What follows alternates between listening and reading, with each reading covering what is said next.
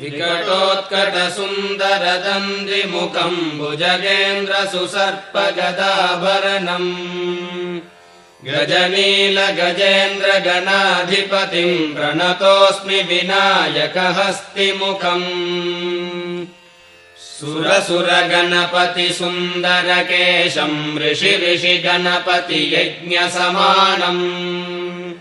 भव भव गणपति पद्मशरीरम् जय जय गणपति दिव्य नमस्ते गजमुखवक्त्रम् गिरिजापुत्रम् गणगुणमित्रम् गणपतिमीशप्रियम् करधृतपरशुम् गङ्गणपाणिम् कबलितपद्मरुचिम् सुरपतिवन्द्यम् सुन्दरनृत्तम् सुरचितमणिमकुटम्